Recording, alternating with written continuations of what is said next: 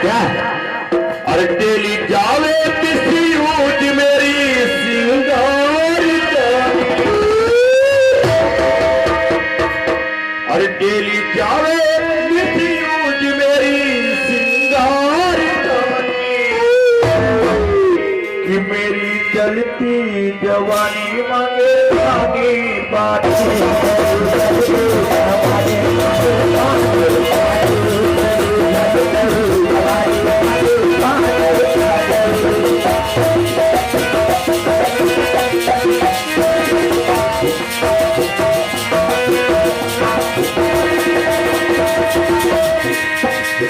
और मैं तो उनका करूं रोज हो तैयार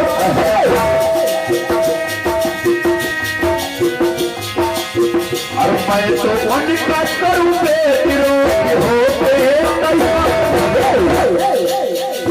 शायद पड़ जाओ बोल करूं फूल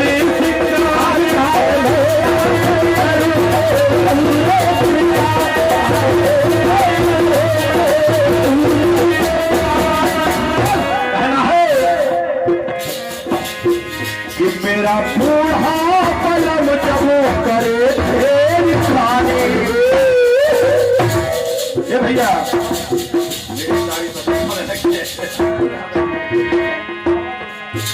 मेरा बूढ़ा कलम जबो करे थे खाने तो मेरी चलती जवानी मांगे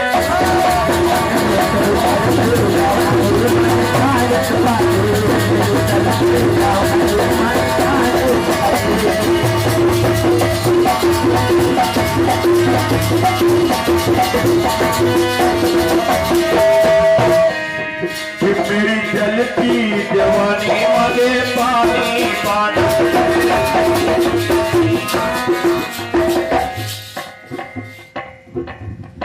ये तो भैया फिल्म स्त्री वाले गाते हैं, लेकिन गीत क्या कहता है कि राजा दशरथ के घर की अलौकिक कहानी। राजा दशरथ के घर की अलौकिक कहानी। पानी आंखों में पानी और हाथों में पानी, दो जगह पानी ही पानी आपको दिखाई देगा। ओंकार भैया दिखाओ पानी दिखाओ कि राजा दशरथ के घर की अलौकिक कहानी। पानी आंखों में हाथों में पानी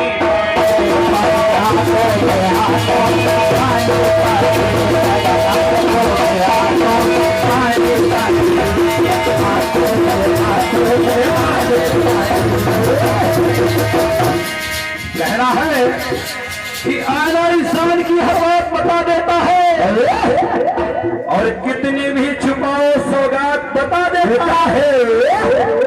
अरे कपड़े बदलने से कुछ नहीं होता, क्या? चेहरा इंसान की औकात बता देता है। पानी आंखों में हाथों में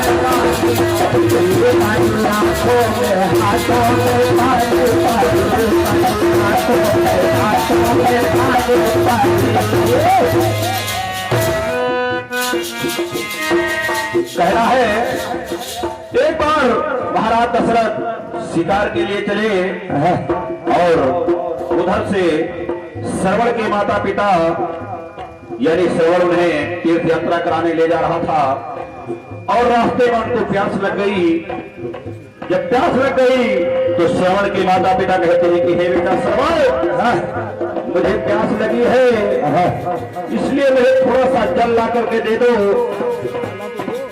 श्रवण ने वही अपने माता पिता को बैठा दिया और एक सरोवर उसे दिखाई देने लगा, तो वही जाकर के घड़ा को उसमें डुबोया और जो ही घड़ा की आवाज डुब डुब की आई, महाराज दशरथ आंखें के निकले थे। उन्होंने सोचा कि कोई हिरन पानी पी रहा है, सब देवी बाण का प्रहार किया और जब श्रवण का सीना फाड़ गया वो बाल, तो श्रवण चिल्लाने लगा, आराम करने लगा। कैसे? तो महाराज दशरथ दौड़ के जाते हैं और कहा कि मेरे द्वारा कोई मनुष्य हो गई, ये तो हिरन नहीं कोई मनुष्य ही है। जब श्रवण के पास गए, श्रवण घायल पड़ा था।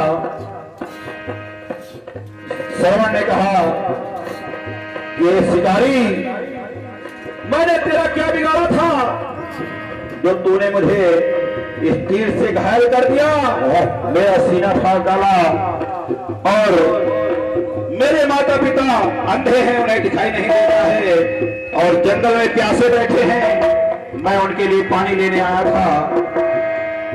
अब मैं कैसे उनकी प्यास बुझाऊंगा, क्योंकि मैं आखिरी सांस ले रहा हूं। कौन है तू मुझे मारने वाला? महाराज दशरथ कांपते हैं और गिड़गिड़ाते हैं, कहते हैं हे भाई, मैं अयोध्या का नरेश राजा दशरथ मेरा नाम है, और मेरे द्वारा बहुत सी गलती हुई, मुझे माफ कर दो। श्रवण से अन्य विनय करते हैं, लेकिन श्रवण ने कहा कि मैं तुझे नहीं माफ कर सकता। मेरे अंधे माता पिता के पास जा और वो तुझे माफ कर देंगे, लेकिन मेरी अंतिम इच्छा है, हे राजन सुनो। कहा क्या? मेरी अंतिम इच्छा है कि मेरे माता पिता प्यासे न मरे, और उन्हें थोड़ा सा जल ले जाकर के दे दो, तभी मेरे आत्मा को शांति मिलेगी। महाराज दशरथ स्वीकार करते हैं और इधर श्रवण कुमार के प्राण निकल जाते हैं। महाराज दशरथ चल देते हैं, जल लेकर के जहां उसके माता पिता बैठे थे वहां जल ले जाकर के पहुंचे, और जल हाथ में लगा दिया, बोलते नहीं है। माता कहती है श्रवण तुझे क्या हुआ, तू बोलता क्यों नहीं? जब तक तू बोलेगा नहीं मैं तेरे हाथे का जल नहीं पीऊंगी। लेकिन श्रवण हो तब तो न बोले। पिता के हाथ में लगाते हैं, वो कहते हैं, पिताजी कहते हैं श्रवण तू पहले माता से माफी मांग और पहले उन्हें जल पिला दे, फिर मैं पीऊंगा। फिर माता के हाथ में देते हैं और बोलते नहीं। फिर माता ने कहा तू श्रवण नहीं है तो कोई और हो, बताता क्यों नहीं, मैं तुझे श्राप दे दूंगी। तो महाराज दशरथ बोलते हैं कि हे भाई, मैं अयोध्या का राजा दशरथ, और मुझसे बहुत बड़ी गलती हो गई, मेरे ही द्वारा श्रवण का वध हो गया। जब सुना कि मेरे श्रवण का वध हो गया तो दोनों बहुत क्रोधित हुए, और उस दशरथ को मरते मरते श्राप ही दे डाला।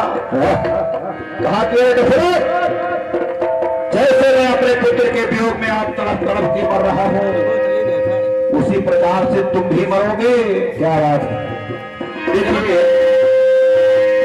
तो करने आंखें 3 दिन हो गए तैयार,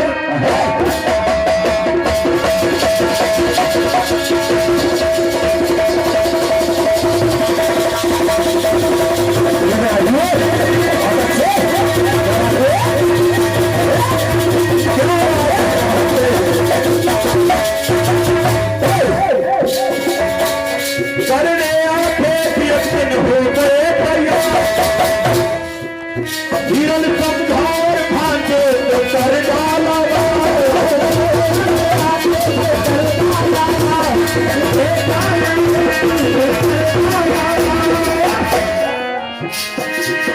बोला बाबाजी कर डाला क्यों ये संहार। अरे बाबा जी, ये संहार तुमने क्यों किया? बोला बाबाजी कर डाला क्यों ये संहार, क्योंकि बूढ़े बैठे थे माँ बाप प्यासे लाचार।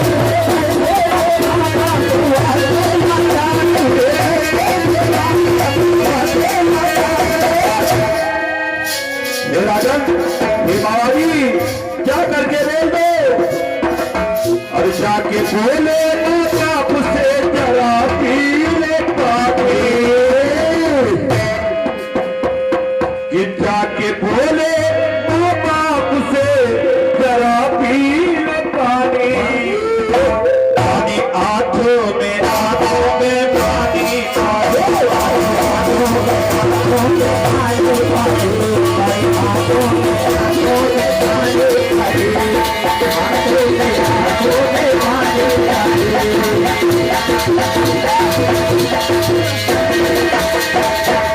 पानी आंखों में और हाथों में दो जगह पानी आपको दिखाई देगा, क्योंकि महाराज दशरथ रो रहे हैं, आंखों से पानी गिर रहा है और हाथ में जल लिए हुए हैं।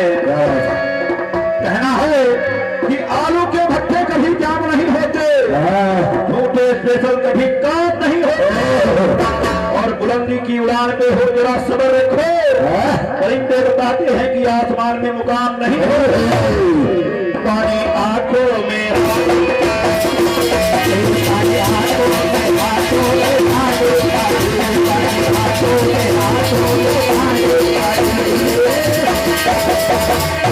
और दूसरी बात कि राम के सनी लखन बन को हो गए तैयार। जब भगवान राम वन को जाने लगे, माता कैकेयी ने 14 वर्षों का वनवास मांग लिया, तो भगवान राम को जब वनवास मांग लिया, भगवान राम जब जाने लगे, तो भगवान राम के साथ माता जानकी और भैया लक्ष्मण भी तैयार हो गए। और जब भैया लक्ष्मण तैयार हो गए तो उर्मिला वहीं पे खड़ी थी, और उर्मिला से कहा, है प्रिय मुझे प्यास लगी है, पानी पिला दो। उर्मिला जल लेने गई, और जब जल लेके बाहर आई तो देखा लक्ष्मण जी गायब है वहां से। इसलिए 14 वर्षों तक उर्मिला द्वारे के पत्थर की शिला के समान खड़ी रही कि राम के सनी लखन बन को हो गए तैयार, और देख कर रो